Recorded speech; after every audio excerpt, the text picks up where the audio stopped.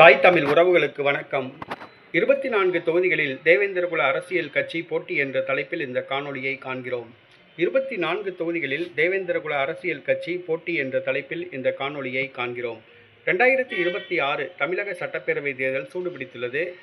தேவேந்திரகுல சமுதாய கட்சிகள் திமுக, அதிமுக, தமிழக வெற்றி கழகத்துடன் பேச்சுவார்த்தை நடத்தி வருகின்றன. இன்னும் தொகுதி பங்கீடு இறுதி செய்யப்படவில்லை. இந்த சூழ்நிலையில் 24 தொகுதிகளை குறிவைத்து மல்லர் மீட்பு களம் இறங்கியுள்ளது.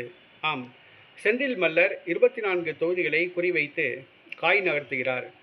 தூத்துக்குடி, திருநெல்வேலி, தென்காசி, ராமநாதபுரம், விருதுநகர், சிவகங்கை மற்றும் டெல்டா மாவட்டங்களில் உள்ள தேவேந்திரகுல வேளாளர் சமுதாயத்தினர் வசிக்கின்ற தொகுதிகளை குறிவைத்துள்ளார்.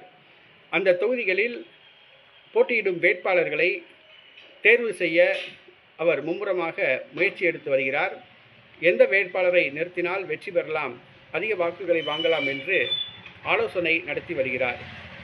24 தொகுதிகளில் மல்லர் மீட்பு களம் குறிவைத்துள்ளது. கடந்த பாராளுமன்ற தேர்தலில் ராமநாதபுரம் தொகுதியில் போட்டியிட்டு தோல்வியடைந்தார் செந்தில் மல்லர். இந்த முறை தமிழக சட்டப்பேரவை தேர்தலில் 24 தொகுதிகளில் போட்டியிட செந்தில் மல்லர் முடிவு செய்துள்ளார். அதற்கான வேட்பாளர்களை தேர்வு செய்யும் பணியினை அவர் துவங்கியுள்ளார்.